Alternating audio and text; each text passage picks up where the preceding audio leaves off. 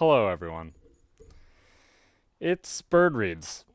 I'm back after a hibernation. And you might be wondering, where the hell did Birdreads go? And all I can say is that I've been everywhere, man. I've been everywhere. I've been everywhere, man. I've been everywhere.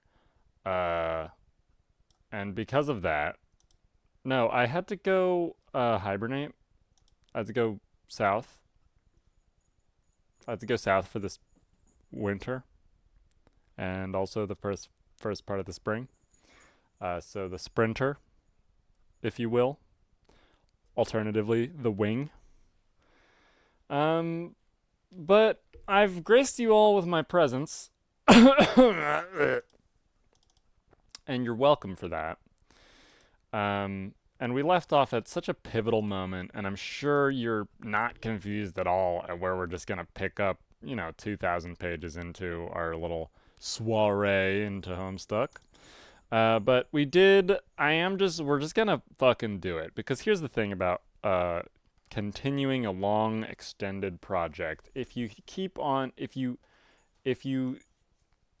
give up, it won't happen. And I'm not a giver-upper. Uh, I'm a, I'm a doer. I'm a succeeder. I'm a winner. So here we just had a conversation between Terezi and Carcat, which I'm not going to recap because you just watched the last episode. And here we see Carcat. Carcat's home a little later, after the Night of Blood's heroic arrival to the land of Pulse and Haze, which that's the name of his planet, Pulse and Haze. And we also know that Carcat's class spec is Knight of Blood. Huh, that's interesting. And as we can see, Terezi was the server player for Carcat and was drawing all over Carcat's hive, I guess, here. You quickly crafted a new weapon. Holmes, smell you later. Plus, some other cool stuff. Carcat, deal with Terezi. You can see me, right? Tell me what is wrong with this picture. No, I can't see you, dumbass. I can't remember what Terezi's voice is. Maybe I should go back and watch my own episode. Nah, we're just gonna power through this one. Sorry, everybody. Oh, yeah. Anyway, press your nose against your slobbery screen and tell me what is wrong with this picture. Smells pretty terrible. That's because you just took a hard drag of my load gaper, which for some reason I have discovered outside on this little island. You mean your toilet? Well, ooh la la. Excuse my disdain for your blue-blooded vernacular. What color's your blood? Whoa, none of your business. Seriously, was that a serious question? Unbelievable. I will find out someday. What is with your obsession with colors? It's bad enough you waste all my hard-earned grist rambling my hive around like that, not even in the direction of the fucking gate. But then you go and spend it on an ugly paint job. I killed a lot of imps for that grist. Carcat, please, don't pretend you didn't enjoy going around killing things, and that you wouldn't enjoy killing a whole lot more, prancing around with your little sickle being all adorable. Yeah, right. More like adorable bloodthirsty. I'm prancing around being that, okay? Smiley face. Anyways, this is awful. This is no way for a leader to be treated. Sorry, this is what you wanted. The leader is the first one in. This is what the leader is supposed to do. No, this is not anything except for what bullshit is. A leader shouldn't be at the mercy of the hive renovation whimsy of a psychotic blind girl. When do I get the chance to fuck up someone's hive? I should be the next one to connect to a client. No, you can't. You have to be the last one to connect to complete the chain. More lies. Think of it this way. I'm your server player, so priority has to be on me getting in the game before I get killed by meteors. In which case, you'd be screwed in there. Then the next guy comes in, then the next. And you bring the last one in. Whoa, wait. What? Meteors? What the fuck are you talking about? What does this have to do with meteors? Oh boy, you need to get with the program, Carcat. Have you talked to 4-4? 4-4 what? Apocalypse Arisen, sorry. No, of course not. Or T4? It's TA. It's AA. That's the joke here. Um, like 4-4, but she uses leet speak, and so it's AA. She's talking to AA. No, of course not. Or TA, or AG, I guess, or CA. Really, there's like this whole conspiracy about this, as I'm finding out. Well, why don't you just tell me so I don't have to talk to any of those double taking assholes? I can't. I gotta step out of the tree for a moment. When I come back, I will enter the game. See ya! A little while ago. Oh, yeah, we get to meet a new character. So here they are in Alternia, and they also have a frog temple. Would you look at that? Because the frog temple is a S-burb construct. It's a construct of the game. And here's this freaky lady. What's her deal? I guess we only see her in hero mode. Oh! She ripped the head off. Desecrate! You're not sure why you did that, really? There'll probably turn out to be a reason. There's a reason for everything. Understanding this lets you be reckless. Whoever you are. Yeah, who is this lady? A little later. Somewhere else entirely. Rubbish from the land dwellers. Makes you sick. Whoever you are. Ooh, we see the Aquarius sign. Is that what that is? No. Is that Gemini? Pisces. No. Aquarius? I think that's Aquarius. I should really probably brush up on my, what's it called? Astrology signs for Homestuck. Okay, we return to the land of pulse and haze so that we can rewind a bit. Before all that paint got slapped on your hive, and before that mysterious hole was made. Man, how'd that hole get made? It was when Carcat ran TA's cursed ATH program and his computer blew up. That's what happened. We'll see this happen later. It will be startling and unexpected. So, more time shenanigans. So, we jumped forward in time with Carcat's story to see him enter the game, and now we're jumping backwards in time to see how he actually entered the game. Carcat, deal with crabby customers. You go downstairs and confront your custodian, just like how John went downstairs to confront his dad, only except instead of a dad, Carcat has a lusus naturae. Your custodian, which is another term for a frightening beast known as a lusus naturae. I'm totally saying that wrong. I don't know. Your lusus has looked after you since you were very young, in lieu of any biological parents, whom you have never known. No young troll ever knows his or her blood parents, nor could such lineage ever be accurately traced. Adult trolls supply their genetic material to the filial pails carried by imperial drones and offered to the monstrous mother grub deep underground in the brooding caverns. Then she combines all the genetic material into one diabolical, incestuous slurry and lays hundreds of thousands of eggs at once. The eggs hatch into young larval trolls which wriggle about to locate a cozy stalactite from which to spin their cocoons. After they pupate, the young troll, with his or her newfound limbs, undergoes a series of dangerous trials. If they survive, they are chosen by a member of the diverse and terrifying subterranean monster population native to Alternia. This creature becomes the troll's lusus, and together they surface and choose a location to build a hive. The building process is facilitated by carpenter droids left on the planet to cater to the young, but only for building. They're on their own otherwise. The vast majority of adult trolls are off-planet, serving some role in the forces of ongoing imperial conquest, besieging other star systems in the name of Alternian glory. The culture and civilization on the homeworld is maintained almost entirely by the young. Trolls sure are weird. Wow, they really just tell you how trolls work. What a wacky species. How do you think the hussy came up with this stuff? Bat, bat, bat, bat, bat, bat, bat, bat. S? Question mark? Except for there's no music. Although it says Showdown by Toby Fox. Here we go.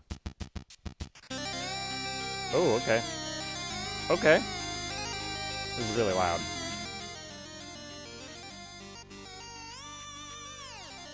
Toby Fox, you're going crazy for this one. You leap into the domestic fray in an attempt to mollify your nannying aggressor. After a lot of kicking and fussing and gnashing of teeth and carapace, you just pull out a few chilled roe cubes from the fridge to settle the beast down. Oh, that was easy. Trolls and their custodians have a peculiar arrangement of codependence. The Lucis behaves as a lifelong bodyguard, caretaker, and visceral sort of mentor, while the young troll must learn to function as a sort of zookeeper. We decide to agree this conflict is not a big enough deal to warrant a detailed examination of the action or an embedded musical accompaniment. We also agree that while that would have been pretty sweet, we are also kind of in a hurry here. But if it were to be accompanied by something audible, it would probably sound something like this. We decide to listen to that track, close our eyes, and imagine what might have been. Wow, that sure was awesome. Anyways, moving on.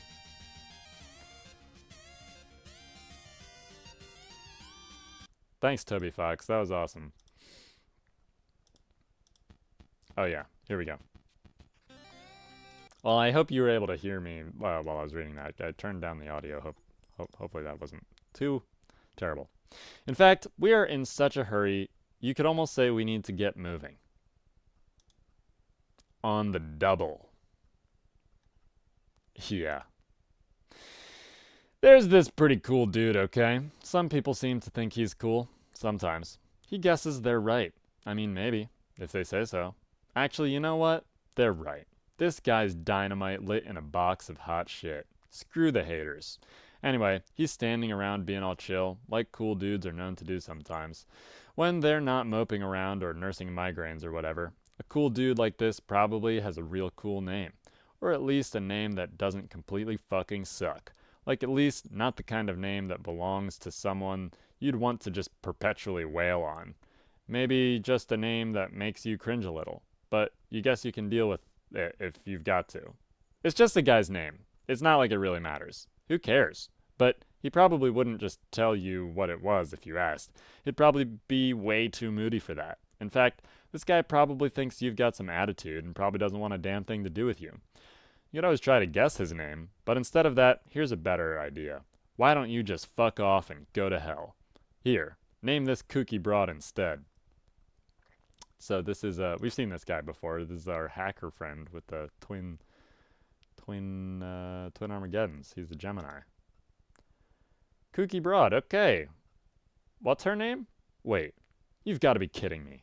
Looks like we're going back to the other guy again. Alright, hang on.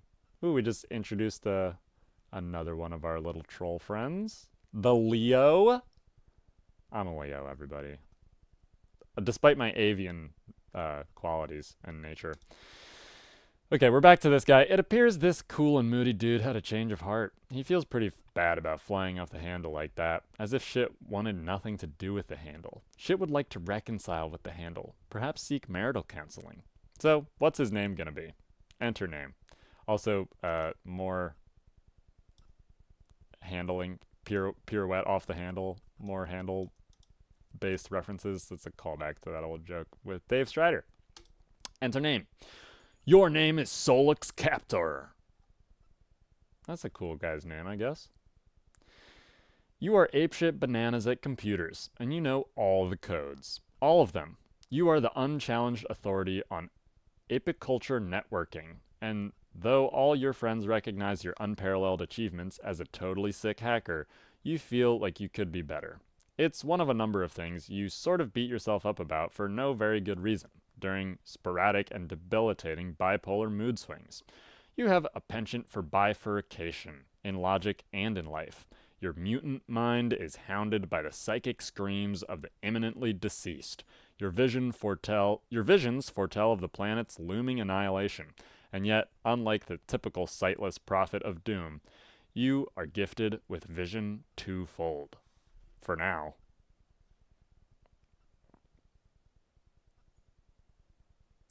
You have developed a new game, adapted via code parsed from the runes and glyphs in an ancient underground temple. You believe this game to be the salvation of your race, though you are not sure how yet. To ensure success, you will distribute the game to two teams of friends, a red team and a blue team. You will lead the latter group. Your troll tag is Twin Armageddons, and you tend to speak with a bit of a lisp. What will you do? Solix, equip throwing stars to Strife Specibus. So, yeah, this is Solix. He was the hacker guy that we've met previously, Twin Armageddons. And he's the one who designed S-Grub for their game. Solix, equip throwing stars to Strife Specibus. Why would you do that? A high-level psionic has no use for any particular Specibus allocation. And he's got telekinetic powers. Psionic from his mutant blood. A yellow blood. Solix, fling stars Specibus word. You make short work of the Specibus and... Oh god, one of your bee-house mainframes. The silicone was sliced clean through by your foolish maneuver. What were you thinking? The workers pair up and dance angry messages to you in binary code. A bee-based hive operating system. Solix, taste honey. All the bees are pairing up and signaling. No! You do not under any circumstance eat the mind honey. The consequences are highly unpleasant. You cultivate this honey for your Lucis. It helps him not be such a complete idiot all the time. Merely most of the time instead. Solix, calm those bees down. Snap. Nap time. Oh, he can put them all to sleep? Oh, I didn't know that was one of his powers. I feel like that should come... I don't remember that. Solix, get to work at computer. You're always up to your nook in the newest and hottest games. It is hard to walk around the place without squishing them. Whenever that happens, you are screwed, and you have to grow a new one from scratch, or just pirate it, you guess. But tonight is no night for games. Well, okay, it is. But just one game in particular, and this game is no joking matter. It is Delirious Bug Nasty. Delirious Biz Nasty was, I think, a reference from the magazine, the Game Bro magazine, all the way back in the start of the thing. Also, the way that the games work, they're all like organic. Like the organic tech nature of troll technology is very interesting. Like bees are computers and grubs are games and the trolls are grubs themselves. Solix, recruit team leader. Twin Armageddons began trolling Gallows Calibrator. Alright, we're talking to Terezi. TZ, you ought to be the leader of one of the teams. I don't think that was his voice. He was kind of whiny. He's kind of whiny. I'm kind of remaking the names. I'm gonna have to rewatch a previous episode so I can remember. You mean for your game to save the world? Yeah. Okay, I picked the red team. Okay, I didn't say anything about a red team, or even that there were two teams, but fine. Obviously, you were going to set up red and blue teams. Come on. You don't know what I'm going to do. Stop being as though you can read my mind. It's not a power you have. Your strengths are being blind and tricking people about stuff. And I guess being generally savvy and pretty decent at other stuff, but that's why I'm picking you and not some other fucking schlub from, I'm not going to say that one, Row. Thanks 2009. Solix, please. You are Mr. Appleberry Blast, and everyone knows those are your favorite flavors. Even though you type in yucky mustard, which is weird. Maybe there is more to me than you think. Maybe I am not the two-trick hoof beast you want to make me out as. Dude, Solix is hard to read sometime, his typing quirk. Maybe I just want to give the red-blue thing a rest for a change and not make it so it's like, oh, look, it's that predictable fuck with those two stupid colors. It's amazing how much everyone fucking hates him. Maybe red and blue aren't that great, and I hate them suddenly. Have you thought of that? Maybe I'm more of an aubergine guy. Plus, whatever that putrid color is you type with. What is that? Turquoise? Maybe it's making me turquoisey. Maybe the new name for that color is summer shithead mist. Have you considered that? But I'm sticking with red and blue, so maybe you should suck on it. Maybe is a stupid word. Maybe that's a big maybe we should all ponder tonight. Over some hot shut the hell up tea. So, you think I'm savvy? Yeah, I think so. Pick out whoever you want for the red team, and I'll lead the blue team. I'll send you the download soon. Talk to you later. Wait! Maybe you should tell me more about the game first? How exactly are we saving the world? I don't know yet. I just know that what I've been seeing in my visions, that the world will end and our whole race would die, and this is how we save it. And AA can back me up on this, so don't be all doubting me about it. I'm not doubting you. I think you are right, mostly. Mostly? What does that mean? Well, when you talk about how you're going to die too. I am going to die. I mean, we all are, but especially me. I'm going to get my ass served to me twofold, double the service, like two dudes on Double Butler Island, getting worked over by Siamese twin masseuse. But before I die, I'm going to go blind like you. It has to happen like that. I'm not sure why, but I think it's like fulfilling some requirement for a true prophet of doom. In order for the visions to be right, that has to happen, and the universe will make sure it will. It's kind of like how a prophet earns his stripes by being blind, like how an angel earns its wings. What's an angel? Some terrible mythical demon with these awful feathery wings. Yikes. Paradox Space uses them to usher in the end. How does it know what angel to use? Huh? Question mark face. So, yeah, we will all die, but most especially me. End of story. But don't take this all the wrong way, but how can you be totally sure about all that? How do you know some of the real visions you're having aren't getting kind of tangled up with sort of the way you are about yourself? What do you mean? How you get mopey and you're always the victim of something, and how sometimes you think you suck when really you don't. Maybe that is clouding your vision? Okay, that's just some personal, private, emotional issues. I'm dealing with that. And honestly, I'd appreciate you not always throwing that in my face every goddamn opportunity you get. Like, this is a big circus act to you, and that is your special clown pie. See, God, so sensitive. Seriously, talk to AA. She will corroborate everything. You and she are pretty tight, aren't you? Not really anymore. She used to be a lot of fun, but now, talking to her, I don't know. It just somehow always makes me sad. Okay, well, tonight's not about fun. This is serious. Deliriously so. We are in smeriously shit-stained city. Screw you and your shit stains. I will have a fucking blast and you can't stop me. Blue team scum. Oh shit. It's on, sucker. Wow. Reading that conversation between the two of them was pretty hard. I hope that that was listenable for you. Here we are once again, back with this lady. What's her whole deal? Duke.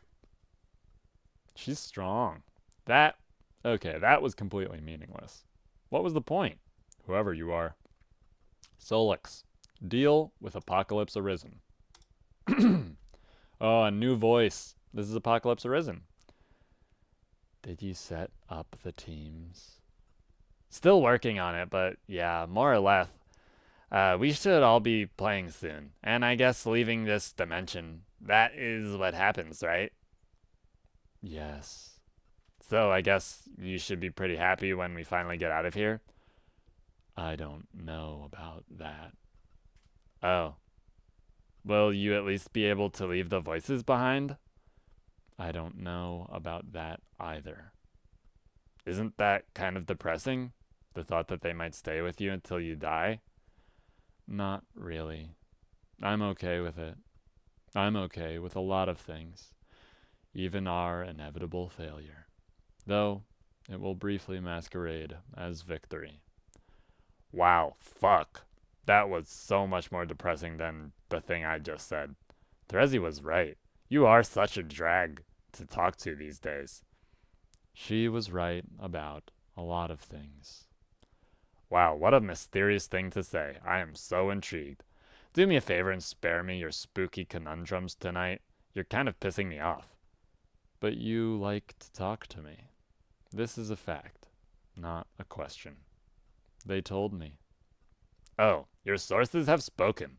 Relay a message for me. Tell them to go haunt my huge creaking bone bulge. Why do you like to talk to me? Oh, I don't know. Maybe because we are supposed to save the world together? I also talk to you because, in case you haven't noticed, I despise myself and perpetually seek to duplicate through emotional pain the cacophony of physical pain my hideous mutant brain causes me every day. Oh my god, I just had a breakthrough. Thank you so much for this. It was great. That was a joke. Here, type ha. Ha. Now type it again. Ha. There you go. You are officially the life of the party. I just took an embarrassing video of you cutting loose there. Boy, I sure hope this juicy nugget doesn't wind up on the internet. Solux, I actually would like it if you were happy. Okay, thank you for saying so. You seem sad and angry all the time. What does anger feel like? I forgot. Have you ever been angry? I don't remember you getting angry about anything. Maybe I never was. I feel like I was, though. Once. Why don't you ask Carcat? He's way angrier than me. For that matter, why don't you get on his case about it instead of mine? I think his anger serves a greater purpose. It's part of his destiny, and thus ours. It will help him to sabotage his own designs, which are very much in opposition to the broader purpose, and will sow the seeds of our failure, a failure which will ironically prove to be mission critical. If you think we are going to fail, why wouldn't you get mad about that? At the voices sending you down this blind alley the whole time. They never lied, though. This is how it had to be. I have to be totally honest, though at no point did I ever lie, but through omission. This game will not save the world. The fuck? And though it is still very important, even in our defeat, unfortunately, it is much closer to serving as the instrument of our people's demise than that of their salvation. And we 12 will simultaneously behave as the pawns and orchestrators of the great undoing. I don't want to play anymore then. You will, though. Just fuck that. Just watch. This shit is dusted. Check me out. All dusting it like a saucy fucking maid. It cannot be stopped. Meteors are en route. You know this, Solux. Who cares? I'm yanking the grub tube on this over-punctured bitch. I'm telling Red Team Leader to forget this whole thing. I'm quitting as Blue Team Leader. If you want to shamble through this macabre fantasy of yours, Solo, be my guest. You were never going to be the team leader, though, which is to say, the first to enter. Are you messing with me? Do you realize I'm psychic too? I could pull so much trippy shit out of my spinal crevice, it would make your head spin like dervish in a fucking blender. So get off your high hoof beast. I'm coming up. Huh? Up where? Hello? Solix, abort. Twin Armageddons began trolling Gala's calibrator. Hey, change of plans. We aren't playing this game anymore. You don't have to bother recruiting. Sorry to waste your time. I'm not the leader anymore. Carcat is. He is? He threw a tantrum about it, so I let him be the red leader. Okay, that was fairly predictable, but that's fine. I'll talk to him about it. What's going on? Nothing. This game sucks and is full of crap. Sorry about all this. Question mark? Twin Armageddons and began trolling carcinogeneticists. Have we read this conversation before? No. TA. Hey, change of plan. We aren't playing this game anymore. Hey, Guess who the red leader is? I'm the leader. It's me. Your plan to cripple your rival team has failed. I know, she told me I don't care. The game is bad news. It will cause the end of the world, not stop it. So forget it. Just go back to whatever you were doing, writing your shitty code or whatever. Ha ha ha, so pathetic. This is yet another feeble attempt to weaken your opposition. Terezi and I have already established a connection, and we are making great progress here. We're a great team, and I'm a fantastic leader. We will beat this game in no time, while your team is clearly still asleep at the thorax. Oh, God. No, you idiot. I don't care about the game anymore. I just quit. I'm not playing. You should too. Amazing. You're either being really persistent with this transparent ruse, or you really are just that sad and incompetent. Neither case deserves my respect or my friendship. In fact, you know what? Friendship canceled. There, it's official. Bye-bye, friendship. Oh, like you haven't said that like a billion times. You aren't in any position to question my competence. You're the worst programmer I've ever seen. You don't know anything about computers. Why do you bother? Why do you bother? The only thing you're good at is yelling and making huge mistakes, and being ugly and horrible in every way and having stupid, nubby little horns. To be honest, I don't see what's so great about your programming or hacking. What is a hacker even? Just some smug asshole in movies doing fake things and making up words. It's not even a real thing to be. It's just some bullshit title you gave yourself so you can feel just a tiny bit less loathsome. Oh no, more childish burns. I don't have to prove anything to you. I'm a great hacker, period. No, it's all so clear now. You were a fraud all along. What does all this nonsensical code you wrote even do? It's all nonsense, like a bluff. You just say, oh, Carcat will never understand what I wrote is bullshit because he's too dumb to figure it out. Well, you're busted. These viruses here, I bet, do nothing at all. Wait, KK. I bet if I ran them, nothing bad would happen. Might even improve my computer's performance. No, don't. How about this idiotic program with the red and blue code, which is a meaningless thing to do with code anyways? What does that even mean? It's another one of your scams. Why not sneak some bad clip art into the files too and pretend that's code? Oh God, no, don't run that. I'm serious. What would happen? I'm not sure, but it would be really, really bad if you ran it. Just don't. Aha, just as I thought. You can't even come up with a good lie when I press you on it. Your bluff has been called. Compiling as we speak. It will auto-run when it finishes. And now I have to go to attend something outside because Terezi is doing something just unspeakably stupid right now. Whoops, forget I said that. It was privileged information. You are the dumbest grub fucker on the planet, I swear. Later, douchebag! KK, do not run that code. Hello? Carcinogeneticist's computer exploded. Oh my God. You are highly startled by the totally unexpected explosion. Carcat and his friends and everyone they would ever meet thereafter would experience great misfortune on account of the curse unwittingly implemented through Solix's esoteric Mobius double reach-around virus.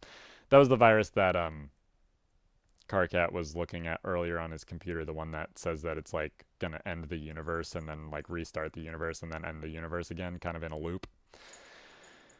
Every Troll's Lucis would soon die. All but one of their kernel sprites would be prototyped with a dead Lucis, each prior to entering the medium. Upon entry, they would each have a bittersweet reunion with the creature after the kernel hatched, triggering the sprite's metamorphosis.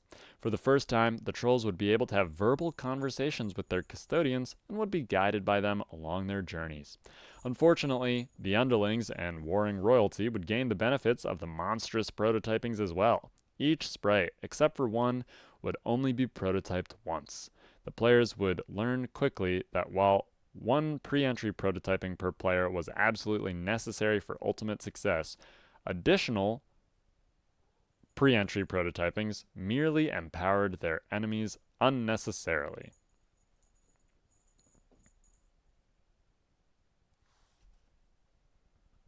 And so Carcat accidentally killed his Lucis by blowing up his computer by running that code that they said not to run. Oh, there's Gamzee. Gamzee's poor Lucis is like kind of like a dragon whale looking thing. The game has no explicit rule that demands something dead for prototyping, but in practice, the kernel sprite has particular attraction to the deceased or the doomed. Across every session ever played, exceptions to this pattern are extremely rare. I guess something about bringing something back to life was really appealing to people. Solix, Lament. Why did you send Carcat that code? It was such a bad idea. You suppose it was a boastful gesture to get a friend to think more highly of you. But why would flaunting your superior skills accomplish this? It was foolish. You ought to wipe all these clever viruses you wrote off your computer. They can only bring more trouble. Solix, delete.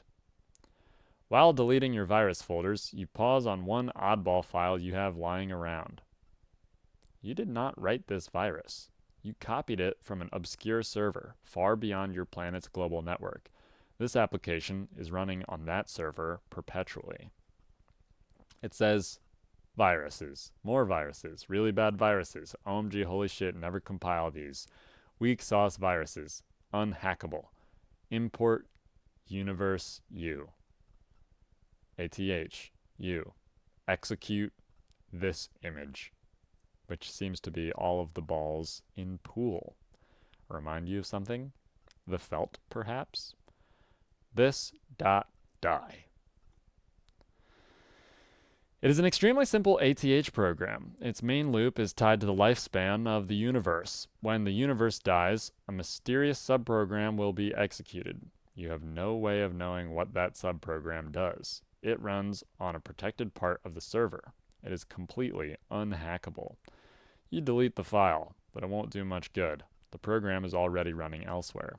Luckily, whatever harm it will do will not be done for many billions of years. And even then, what harm could a virus do after the expiration of the universe? This file always struck you as quite odd. But Solix, even with his vision twofold, does not have the perceptional luxuries of our vision omnipresent. When executed, the subprogram will summon an indestructible demon into the recently voided universe. This monstrous being with the power to travel through time is inconvenienced very little by his arrival upon the great undoing. He has the entire cadaver of the expired universe to pick apart at his whim, from its birth through its swelling maturity and tapering decay. In a reality he is known to have marked for predation, he will go about assembling followers through various epochs, even going as far as personally establishing the parameters for his future summoning. Solix couldn't know that the virus is essentially a formality. The demon is already here.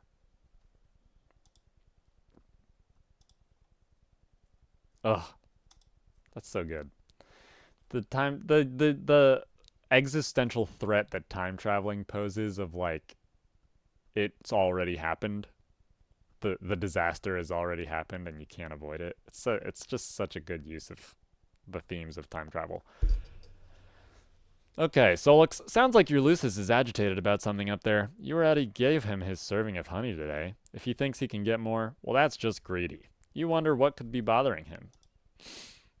You keep your enormous biclops chained to the roof of your communal hive stem. It is the only place there is room for him. Dueling with him on the roof during feeding time is a daily ordeal. There's a lot of similarity between Solix and Dave Strider here for kind of no reason. Oh, there's the Cyclops. Be the other girl. There she is. She's back. You are now one of the 5 other girls. Oh, it's this girl. I think she's the Virgo. Oh, she's got a little horned. Do they have the same horns? Yeah. She's the same horns as this Lucis. That's cool. Oh, she's got a very whimsical house. Oh, and would you look at that? Her house is extremely similar to Jade's house, with the towers and the orbs on the top of the tower. I wonder what that's about. Oh, and that house and tower are also right next to the Frog Temple. How's that? Just like Jade. Stop being the other girl. You're now no longer the other girl, or any of the other 5 for that matter. What's the name of this dude sitting in his 4-wheeled device? Enter name.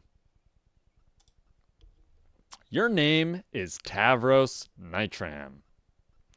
We've seen this guy. This is the guy that was talking to Dave Strider and he got reverse trolled. Pupa Pan. Oh, look at this. That's a wild image here. He's got like fairy troll porn. It's not porn. It's just like a fairy. Oh, he's got another one over here. Oh, that's interesting. I've never seen that. I don't remember that. Your name is Tavros Nitram, and you are known to be heavily arrested by fairy tales and fantasy stories. You have an acute ability to commune with the many creatures of Alternia, a skill you have utilized to capture and train a great many. They are all your friends, as well as your warriors, which you pit in battle through a variety of related card and role-playing games. You used to engage in various forms of more extreme role-playing with some of your other friends before you had an accident. You like to engage in the noblest practice of Alternian slam poetry, possibly the oldest, most revered, and certainly freshest art form in your planet's rich history. You have a profound fascination with the concept of flight and all lore surrounding the topic. You believe in fairies, even though they aren't real.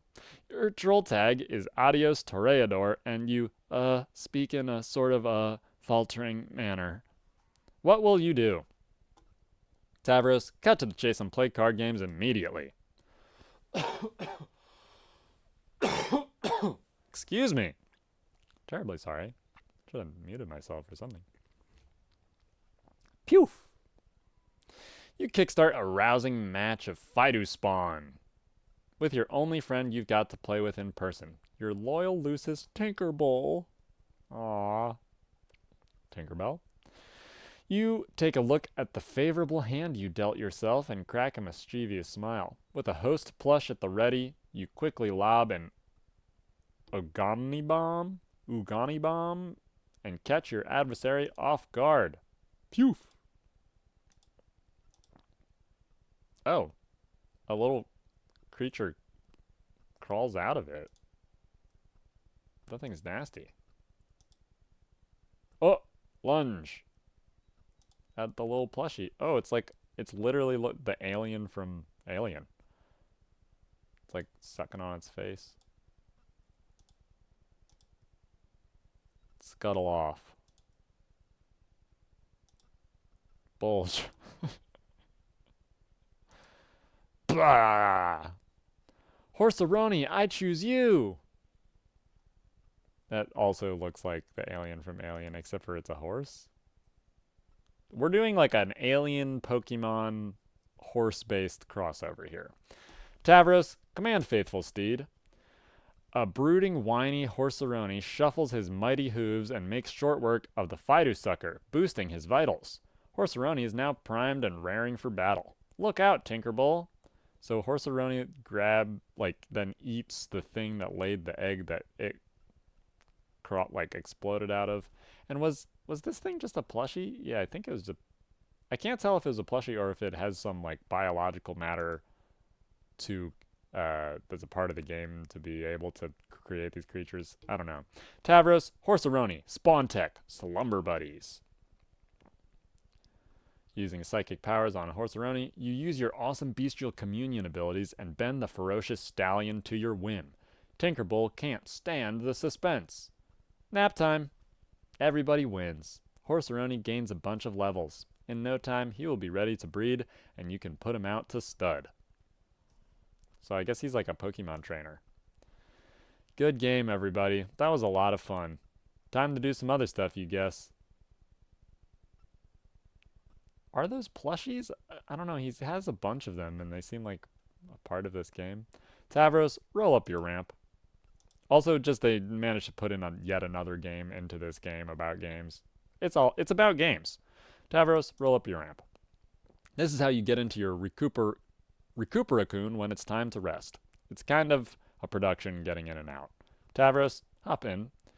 You can't fit all the way in because of your huge horns. It makes it hard to get any solid shut-eye, hence the bags under his eyes. Oh great, now you're covered in slime. Why did you do this? You're going to have to change your clothes. There goes another solid hour down the tubes. Oh damn. There goes your four-wheel device down the ramp. That happens a lot. Tavros, take Lance. Oh hey, he did all that pretty quickly.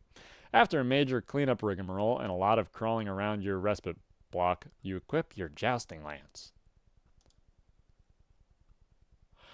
You like to practice your jousting outside. One day, you hope to prove yourself worthy of recruitment into the halls of the dreaded Imperial Cavalreapers, assuming you are not slated for culling first on account of your disability, or really any other arbitrary reason. Oh, poor Tavros. Tavros, admire posters.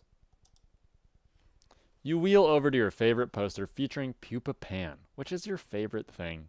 You've always fantasized that one day intrepid young Pupa would come and take you away, and together you would fly to a beautiful paradise planet of legend that has all sorts of fanciful stuff like pirates, treasure, a cruel villain with a missing arm and a missing eye, and these weird aliens called Indians. Oh my god. Oh my god. You have left your window open since you were very young, just in case Pupa stopped by one night and decided to splash a pinch of special stardust in your face. You have had this interest far prior to your accident. Being paralyzed isn't what made you want to be able to fly. That would be dumb and would make no sense. Being paralyzed does sort of make you want to be able to walk, though. Way in the future. Oh, here we're jumping to the future. Over the course of your long journey, at one point, you were fitted with a cool pair of robo-legs. The guy who likes to build robots built them for you. But then, he does like to break them more than he likes to build them. It's usually why he builds them in the first place. Occasionally, though, he will allow philanthropy to override misanthropy. Wait, misanthropy. Misanthropy.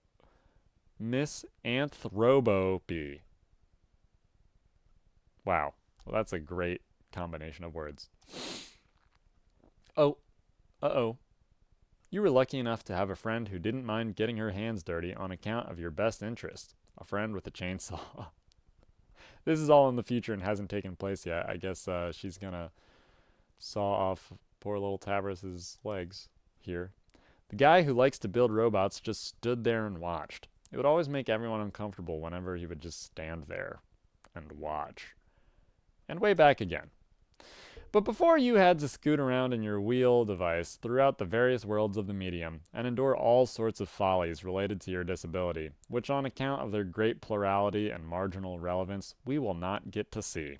Just as well. Wow, look at what happens when you space out and contemplate the future like that. The messages start piling up. Okay, I think... Oh... Oh. Oh. Everyone. Here we are. Here we are. I have to do a voice for this from here on. This is going to be the divisive part of Homestuck, because it's a little something that we like to call Vriscourse, which will make sense once you learn the name of this person that we're about to talk to, Arachnid's Grip. Tavros. I need to come up with a name, like a voice for her. Hey. Red team is going to bite the dust. And I know you are on the red team. Whoa, really? Yeah, you totally are. My team's got no use for a boy that can't make no use of his legs. You were feed for a team of losers, full of blind girls and lame boys and cranky imbeciles. Smiley face. Okay, you're probably right about that, but I shouldn't be talking to you. Oh? I promised I wouldn't talk to you anymore. What? Promised who? Rufio. OMG, who's that? I hate this guy already. He's, someone said I should give my self-esteem a name and to be careful about what I say to make Sure I don't hurt his feelings. Haha, so he's imaginary, a fake, like a made up friend, the way fairies are. Made up, make believe, fakey fake fakes. Who told you to do something so fraudulent? GA. But I don't know if she was joking about it. It might be a joke, but I don't know. I did it anyway. Oh man, what a meddler. I hate her meddling. Why is she always meddling? I don't know if it was a joke, but man, uh, I don't think it was a joke. It was more like, okay, complete this analogy. Laughing is to a joke as meddling is to, uh, exactly. That's what she just did to you. It is worse than a joke. It is worse than anything you can do. Next time, tell her to can it. That's what I do. But she keeps bugging me. Bugging and fussing and meddling. What's her deal? I guess it's flattering that she wants to talk to me so much, though. I guess I don't mind. It's cool. Anyways, Tavros, you've been amazingly boring as usual, so I'm going to go. Okay. This show needs to get on the freaking road. Believe it or not, the blue team doesn't have a single player in the session yet. While you guys have like 2 or 3 or such. Unbelievable. I wonder what the holdup is. Oh well. Let's face it, you guys need the head start. Okay. Anyways, good luck to you. It will be just like old times. Wink. Adios, Toreasnor. Arachnid's grip. Cease trolling. Adios, Toreador. Bye. Alright, and that's where we will end our episode today, everybody. God, I love Arachnid's grip, and I know that's going to be controversial. If anybody's watching this that is already, you're going to have strong opinions, and I'm just going to have to be straightforward about who and how I am. But I think Arachnid's grip is a compelling character. I think it's interesting. I think the fact that everybody oftentimes hate her so much makes her more interesting. And if you can't vibe with that, I'm sorry. We're gonna have to go our separate ways. But that's just where I'm at. She's a huge jerk, and that's just how it's gonna be. You know. I guess I like people who are mean to other people, but not to me. And I have a sick thought that I can somehow manage to make it so that those people aren't mean to me. And that's just my little personal baggage. And you all are gonna have to put up with it for the rest of our journey together through Homestuck. But for now, we met a bunch of trolls.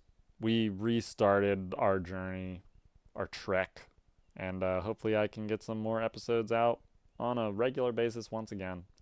Who knows? Not me. But I hope you enjoy and have a wonderful time. A lovely spring. And I'll see you next episode. Peace out.